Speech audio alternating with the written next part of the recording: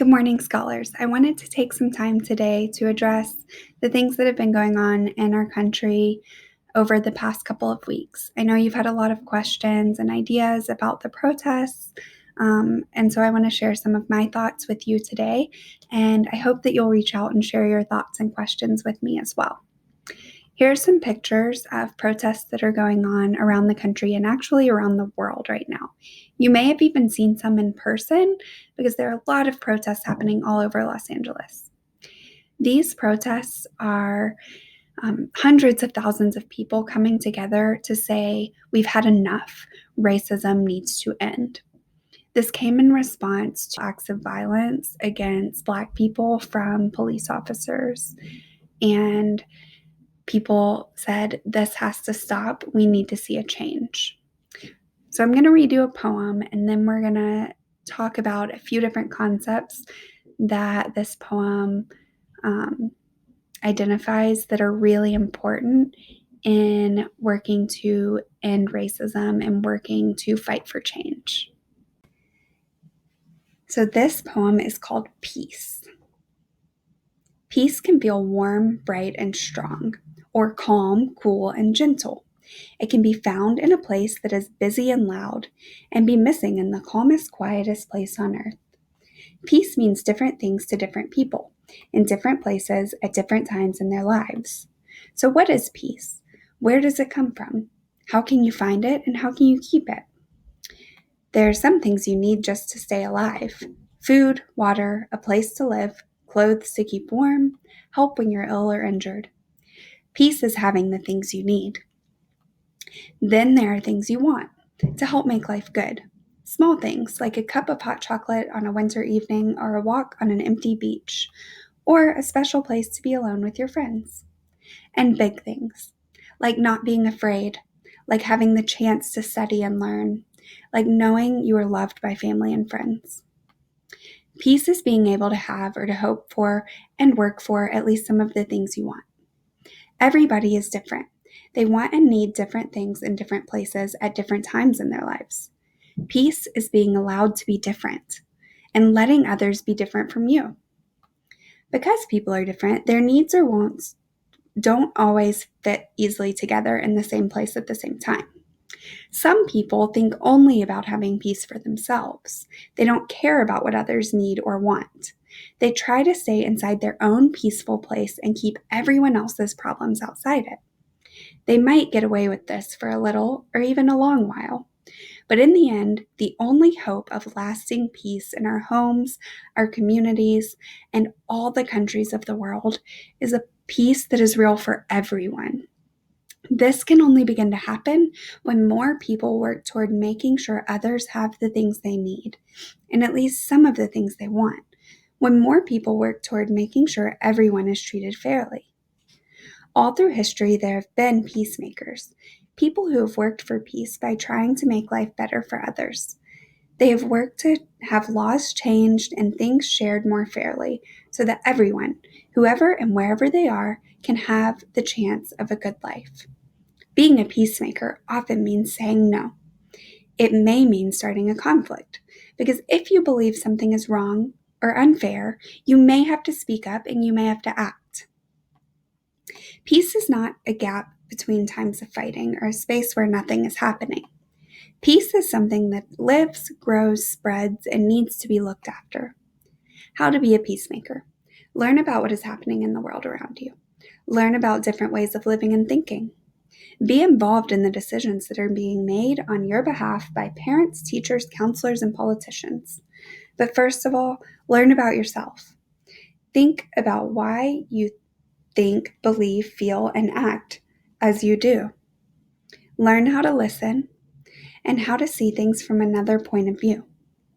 Learn how to solve problems peacefully in your own life, because peace begins with you in your own backyard. So some common themes that came up in this poem and that are coming up in this movement, in this fight against racism, are as follows. The first one is equity. This word might sound familiar to you because it sounds a lot like our school name, Equitas. Equitas was founded on the basis of equity. equitas is actually the Latin word for what would mean similar to equity or fairness. So equity is basically fairness for all, or justice without bias. That means that everyone is given opportunities for success no matter what they look like or where they come from. When you have equity, then everyone can feel safe and everyone has an opportunity to learn and grow and be successful. Diversity is the idea that people are different. We have different feelings, we do different things, we have different beliefs, we look different from one another, we have different ideas, and diversity is really important because if you embrace diversity, then you embrace this idea that it's okay to be different and you can celebrate differences rather than judging each other based on differences. And embracing diversity and being proud of diversity can allow for everyone to feel safe in a community and to feel respected. Empathy is something we talk a lot about at school. Empathy means being able to understand or share the feelings of others. In the poem, it talked about how some people only think about having peace for themselves. That's not empathy. That's a really selfish point of view. And it's really dangerous because if you just think, oh, everything's good with me, so I'm just going to stay out of it, that's not okay because you're still allowing people to be treated unfairly. But if you have empathy and you can understand or think about how other people are feeling, then you begin to fight for peace for everyone. You work towards a world where everyone's treated fairly. That's why you'll notice in the Black Lives Matter protests, there are people from all over, people who look different. There's white people, brown people, Black people. Everyone is together fighting for justice for the Black community because people have empathy and they know that it's important to fight for justice for everyone. And we can't have justice for everyone until we have justice means like fairness. We can't have a fair world for everyone until we have a fair world for people of color. We talked a lot about protests on Monday in our last Monday in our reading lesson, and you've studied in social studies and in reading this year about different movements that used protests to fight for change. But a protest is just a statement or an action expressing disapproval of something that's been said or done. So in this case, the protests that in the past couple weeks have been sparked by violence against Black people in the community from police officers. That's what sparked these recent protests. And they're fighting for a change in the system, a change that treats Black people and anyone who's not white more fairly. Because right now, the way our like the systems of racism that are present in this country favor white people. It means that because of racism, life is a lot harder for people who are not white because people are not treated fairly. And so the protests right now are saying, we've had enough. We need to end this. And I know some of you had questions about why are the protests so loud? Why are people yelling? Why do people look angry or mad or sad? And there's been a lot of confusion, and I get that. You might have even heard things like, well, this is a riot. But there's no right or wrong way to protest.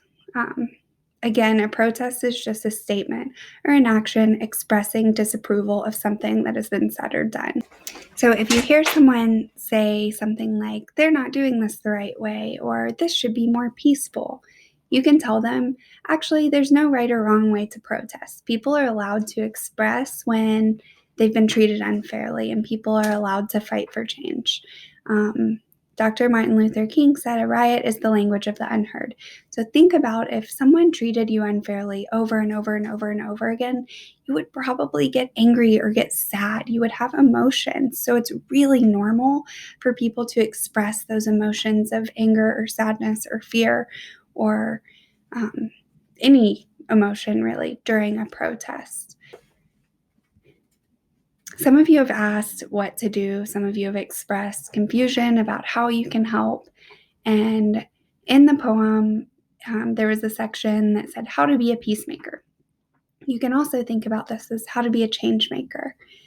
So some of the things that in the poem it said to do is to learn about what's happening in the world. So talk to your teachers, talk to your parents, and find out what exactly is going on. Learn about what's happening.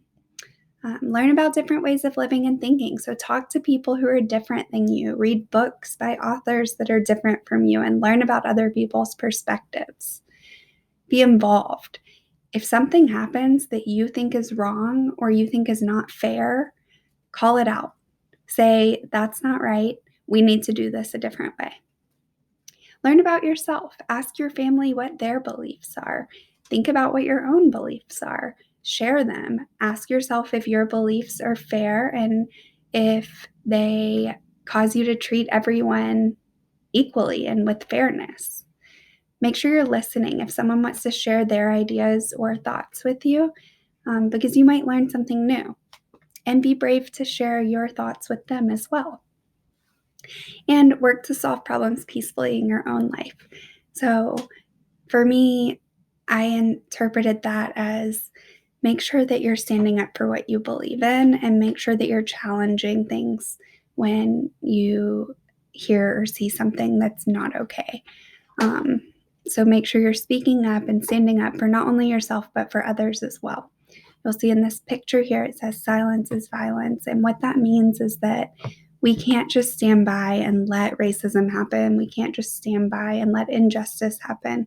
We have to make sure that we are speaking up and supporting one another.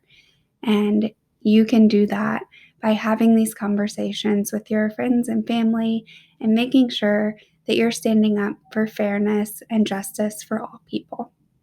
If you have any questions or ideas that you want to share with me, please reach out.